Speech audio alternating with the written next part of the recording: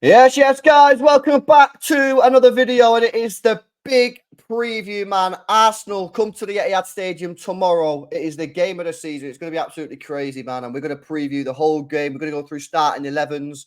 We're going to speak about the threats that we have, that Arsenal have, and just generically talk about this game. Obviously joined by MCFC Lads. You can find his channel in the description. Most of you guys are probably already following him if you're not already doing that so already, but if you're not, make sure you are subbed.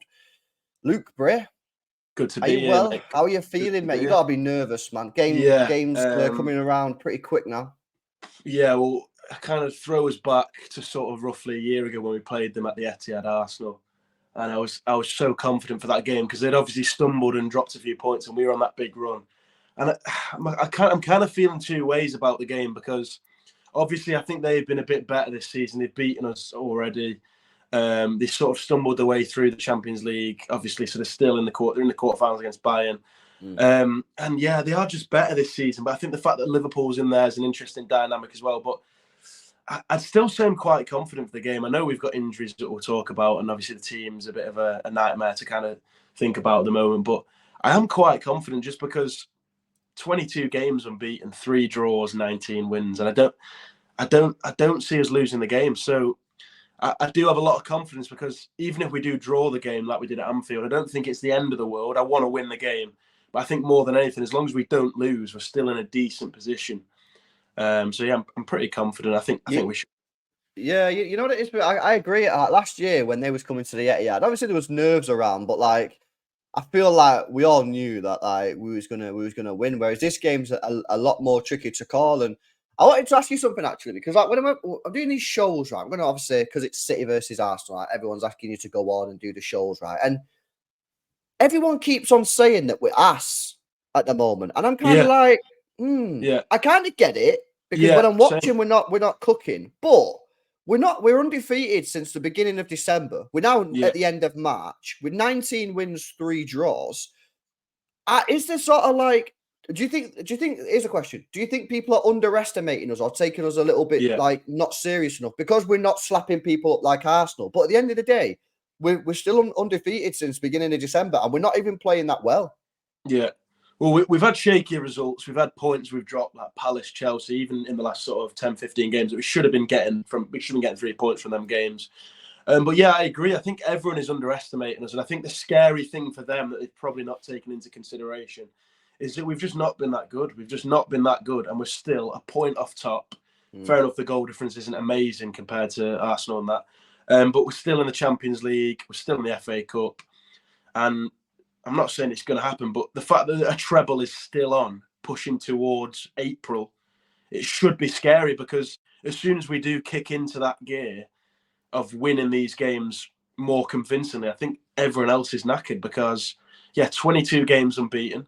It doesn't matter if you, I mean, it does matter that you're dropping points, but 19 wins and 3 draws in 22. If we do that again in the final sort of roughly 20 games of the season, then we're going to win a treble, aren't we? If we win that many games, so I think people need to be scared of us. They're definitely underestimating us. Yeah, that's what I feel. And like I say, listen, I get it. We're not playing that great, but like you know, again, this record against the top sides, right? It's not great, is it? But we're also No, not losing them. We're yeah, also not losing them. Like, yes, we're not winning the games, but we're not losing them. The only ones we've lost is Villa, and yes, they battered us, but they still only scored by a deflected goal. And yeah, Arsenal, which were lost by a deflected goal. And by the way, the first 10, 15 minutes, you remember we had two yeah, clear yeah, two shots cleared off the line. So we're drawing them.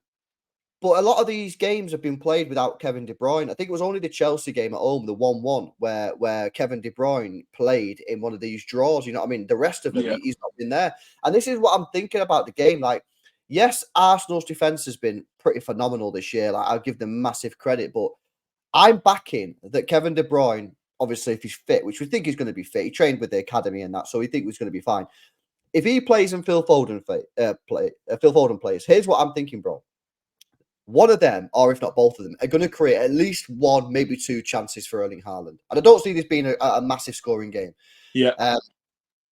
It's about whether or not we're going to be clinical enough. Because if you go back to the Emirates, we weren't clinical enough. We had 2 shots cleared off the line. You know what I mean? We needed to put the ball in the back of the net. We lost 1-0. We lost against Villa 1-0. And even though we got battered, we still had a chance or two to put the ball in the back of the net. So, like, yes, their defense is mint. Yes, they're playing better than us right now. But I just feel that, like, it only takes Kevin De Bruyne or Phil Foden to do a mint ball in behind for Haaland, which they're capable of doing against the best teams.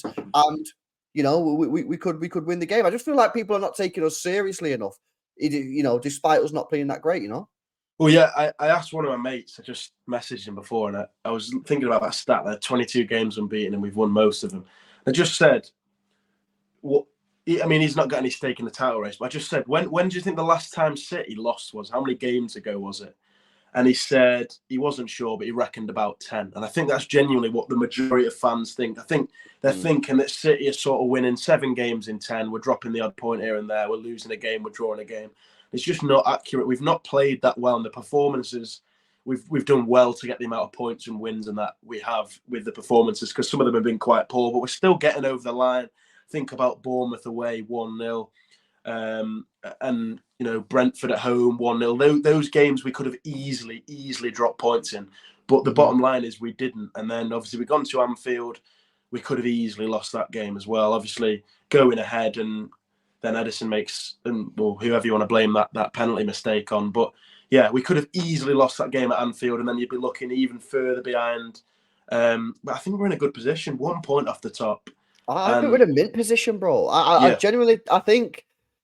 And you know what? In a weird way, obviously this is going to look stupid if we get beat tomorrow, right? Yeah. But in a weird way, if we can win tomorrow, I actually think the position that we're in and the way people are speaking about us might actually benefit us, because Yeah. like people are almost speaking about us like we're written off. Like not Yeah. everyone, and I get that. Like, you know, not everyone, but like the way people are talking like we're playing bad. We're not playing bad. We're just not great at the Yeah. moment. Like Yeah. listen to the we're not lost since December. Yeah, I mean, like we're in the quarterfinals of the Champions League. We're in the semi-finals of the FA Cup. And by the way, you can talk about Arsenal, how great they've been. You talk about Liverpool, how great they've been. They're only a point ahead of us. Yeah. So You're not wrong. you know, I just feel like they're not taking us too serious. However, there is something that we need to speak about, and that is the injury situation. Yeah. Now, obviously, we're not 100% sure what's going to happen here, because Kyle Walker's 50-50.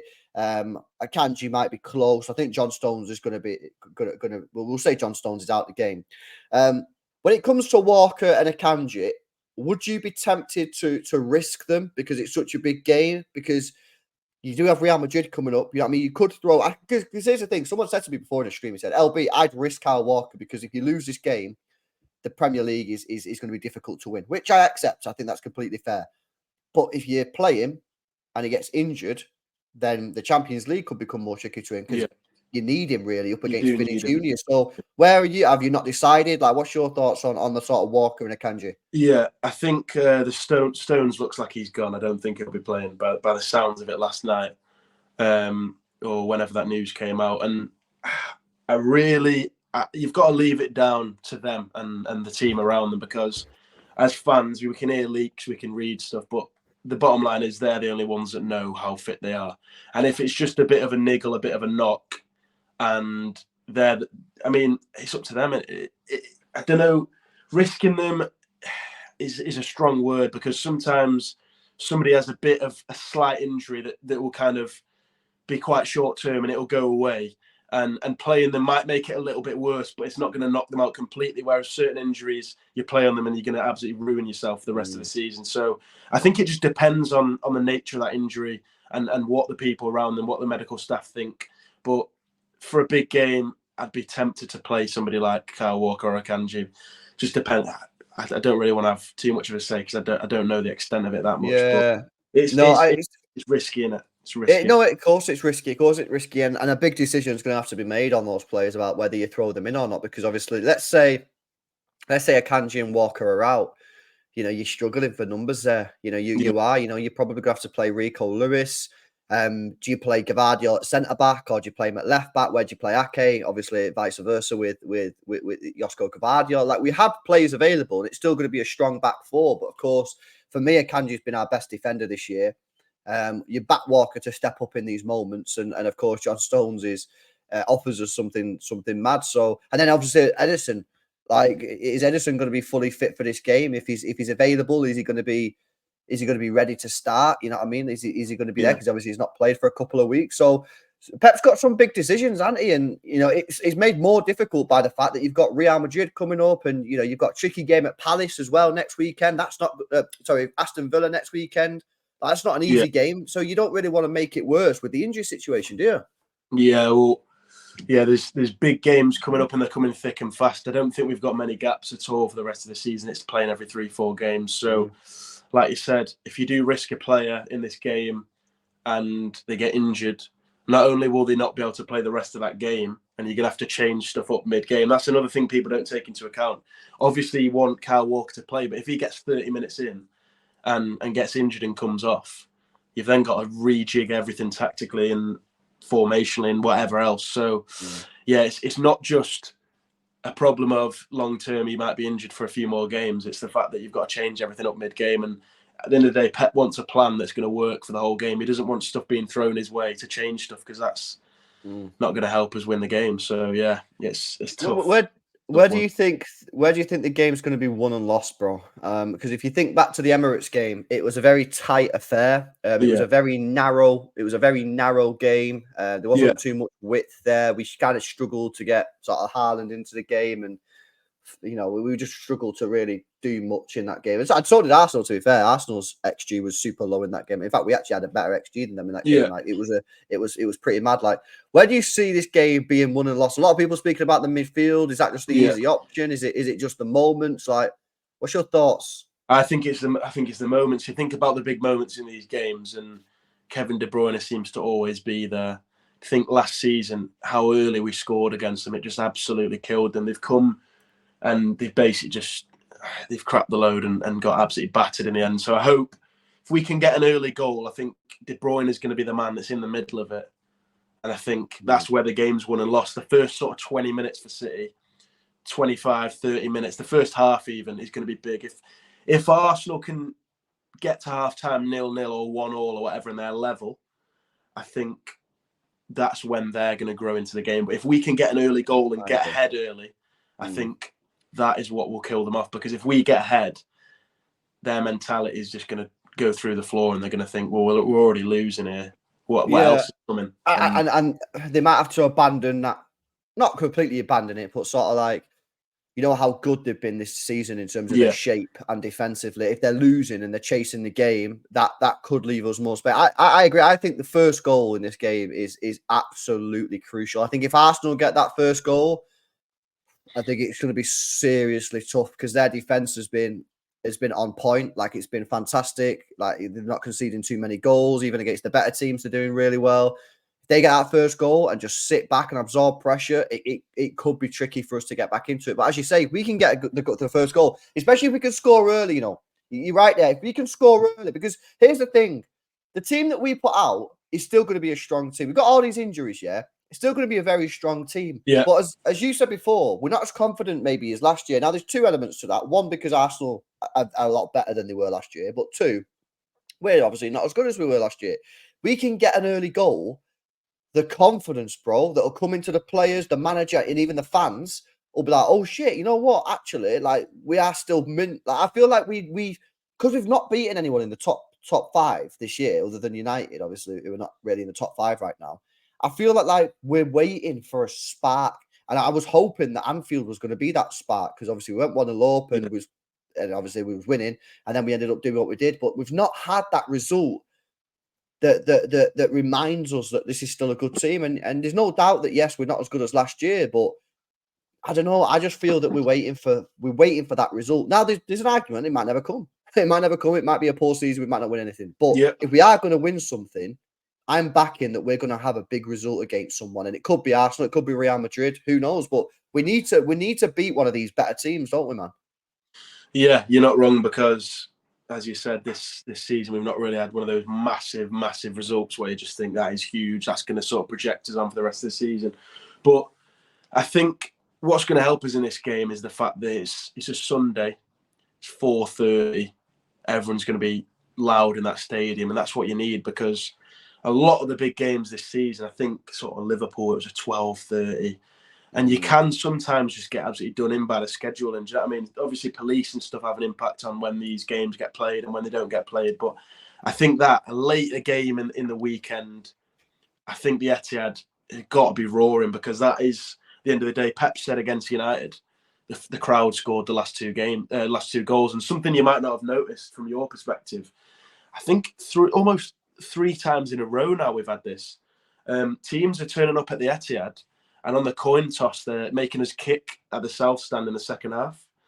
And you might not have kind of factored this in. It's not that major, but United did it. And obviously, the players want to kick at the South Stand in the first half, because I did the tour a few years ago, and I said, why do we always kick against the family end in the second half?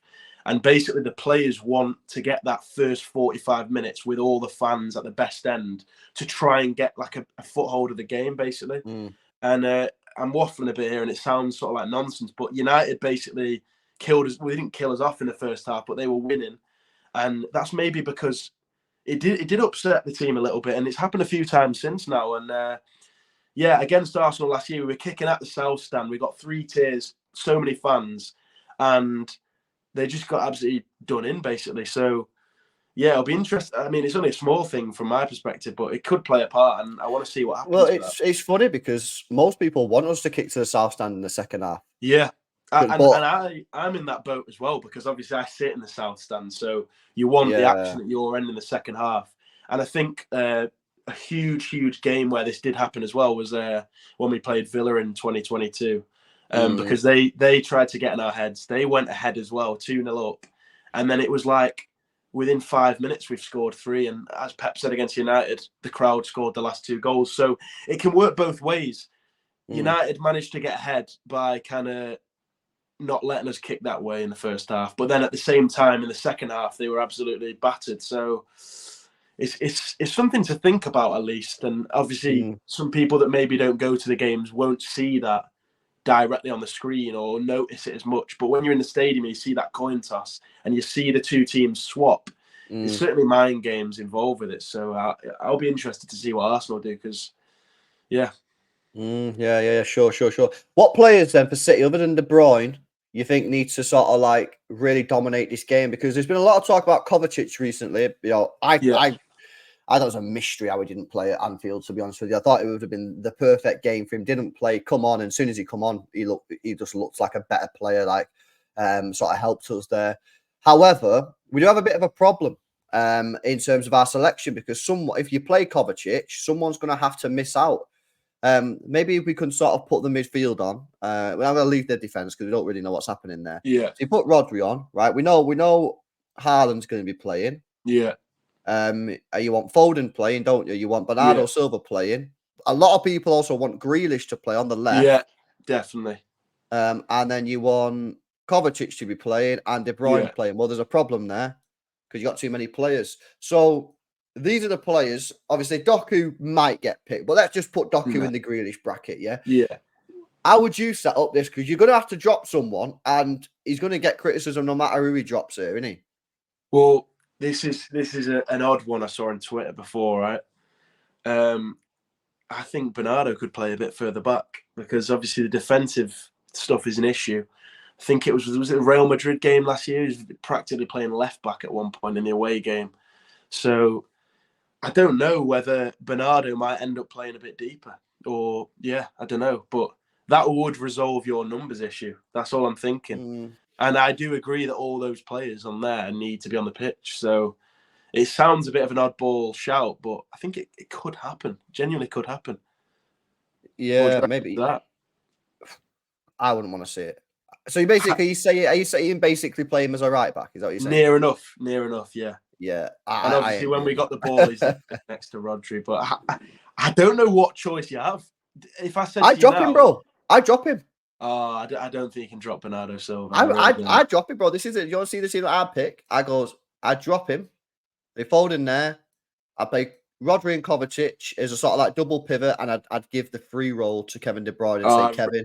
I don't think he can drop Bernardo Silva. LB, I hope he scores a hat trick now, mate. I'll clip this up for you. Nah, fair, but like, if he's not, I don't think Bernardo's been at his best this year, to be honest with you. And like, I just feel like you're gonna have to drop someone unless you play him right back. And I need Kovacic in that midfield. I've got to play him. If you go back to that screen, the back four, you said obviously we don't know what's going on. If you were to pick a back four, I think Bernardo could be in it. Really think Bernardo might end up being in it. And it sounds weird. And non-City fans maybe watching this will just think we're absolutely deluded. But I think it could be a thing, mate. We cannot do that. Right. So basically, let's go Ortega in goal. But obviously, we still don't fully know the fitness on Edison right now. I'd go, if it was me, this ain't going to happen. If it was me, I'd go Ake left, Gvardiol centre back, Diaz, Rico Lewis, where he is. That's what I would do. But that's not going to happen. Thing is with Rico Lewis, he's not played that enough this season. So I know he's not. He's not even been playing the Everton type games. So I know. I think. Would you not rather have Bernardo there? Would you really not rather? No, bro. I wouldn't rather have Bernardo You can't Silva. do it, mate. You can't. No, I don't want Bernardo Silva playing right back, man. You know who I would have played there? Nunes, but apparently he's not fit. Yeah, I've seen that as well. But I think you've got to have Bernardo Silva on the pitch. No, listen, I'm not disagreeing with you that you need him on the pitch, but I also need Foden on the pitch. I need De Bruyne, Grealish, Kovacic, and Rodri. So the only way I can get him into the team is by playing him right back, and I can't do that. I can't play him. I think he might end up playing there, mate. Yeah, maybe. If you said to Pep in a big game, who's one of the most important? Because you were saying a minute ago, you were asking who's sort of going to be the important player. I was going to say Bernardo Silva, mate. And now you've not put him in the team. So no, but he is an important player. This is the thing; they're all important players. Now, there's an argument that could you not just play him there? Yeah, instead of him. Do that. And you could, and he'd do 90% of what Kovacic can do there. The only thing that I think Kovacic does better than Bernardo in that position is if Rodri goes up a little bit, I feel like Kovacic is usually in a better defensive position for the transitions. So I feel like we're less likely to get counter-attacked. But 90% of what Kovacic can do, in my opinion, Bernardo Silva can do. So that's a potential solution. I'd be kind of happy with that. I would be kind of happy with that. But listen, I don't know, man. Pep's going to have to come up with a madness here. And he knew this was going to happen because before the international break, he said, I ain't talking about anything until I see what players come back from the international break. So he knew the situation, didn't he? I think Pep is going to trust Bernardo Silva more than Rico Lewis, even if it's at right back. Because he's not played. He's not. I mean, he didn't even play. He played one under-21 game for England, then he got called up to the first team. Yeah. So he's not even played like over the international break, really. It's a difficult one. It's a difficult one. Here's a question for you, and chat. Let me know your thoughts in the comment section here. Who are you playing left back? Because let's just say Rico, Bernardo, whoever. Do you play Ake there and then play Gvardiol in a position that he basically has not played this season, or because Ake's got a good record against like Saka and Salahs and that he usually does I think you've got to have Ake left back. He ain't going to do that though. We know that, innit? He's going to play Gvardiol there and Ake there. I think that's probably right. Yeah. You just knew it, didn't you? I mean, that's what he's going to do. I want him to play Ake left back and Gvardiol in the middle. I want to see Gvardiol in the middle, but he's not. I just don't think he's going to do that. I think he'll play Gvardiol left back. I think. You know what I think though. I think Akanji, Walker, and I think Stones isn't going to play, but I think one of those three will play. And I think if any of them, it's probably going to be Akanji. I think it'll be Walker. Yeah, maybe. I think because Akanji's apparently a knock. It's not a muscle injury. Apparently, seems a bit iffy. I think he will play. The Akanji one to me seems more like sort of a pull out to kind of save him for this game. Do you know what I mean? If any of them were to be that, I think the Akanji one seems like it could just be him avoiding that last game. I don't know though. Yeah, and like really I say, it's not a muscle injury. I believe it's just a knock. You know what I mean? Like he got against Huddersfield, whereas Walker's is a muscle injury, and you need that. So you can't really fuck around with muscle injuries. You've got to make sure they recover because if you make them worse, it could be out for a month, and that's no fun. So are you saying if Akanji's there, you're just going to play him at right back? Yes. Yeah. Okay. I play Akanji right back if he's available. And you know what, Yeah, bro, as well, like, there was a serious shout that I would have played Akanji right back instead of Walker anyway. Like, yeah. Well, I mean, go if back you to look at the that team now, that looks sick. That team looks sick.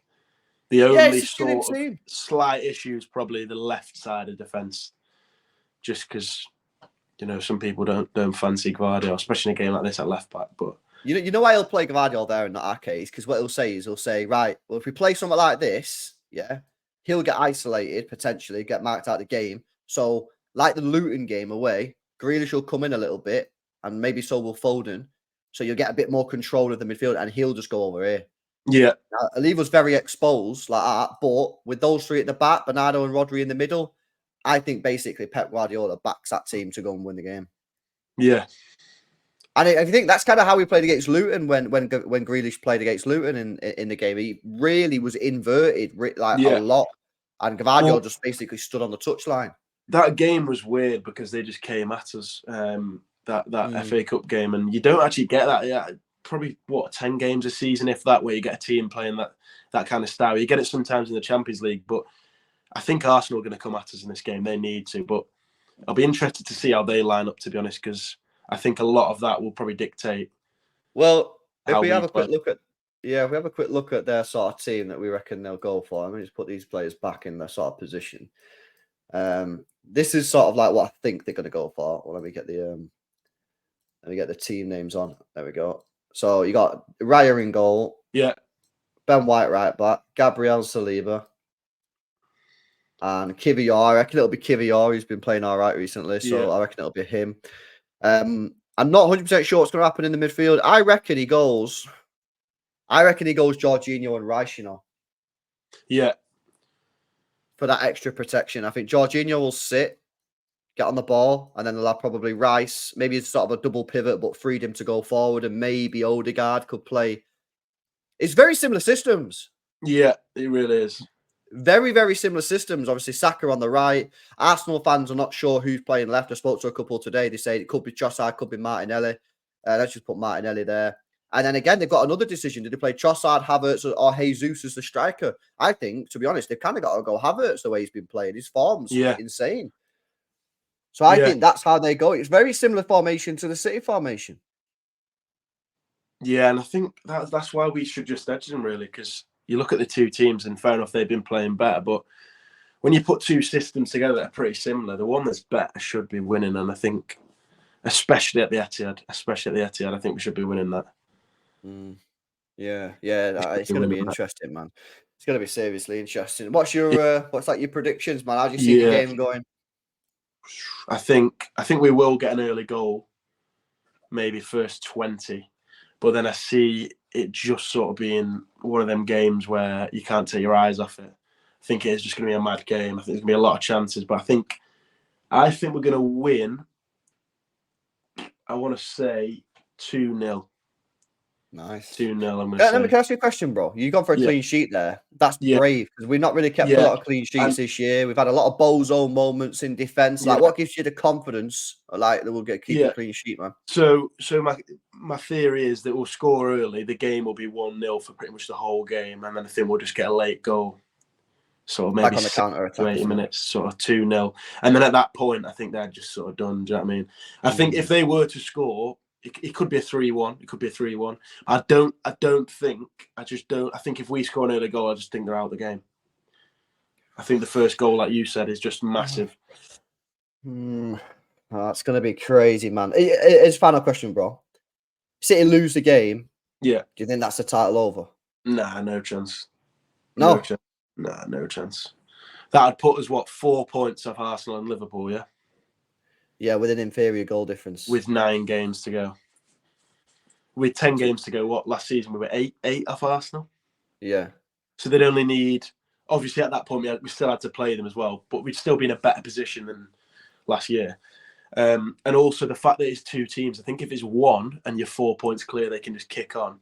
But it's the fact that everyone's going to be watching everyone's games. I think if we lose tomorrow, obviously it's going to be very, very difficult. But I think if we were to lose that game, I still think if we won every game, we have a chance at winning the league.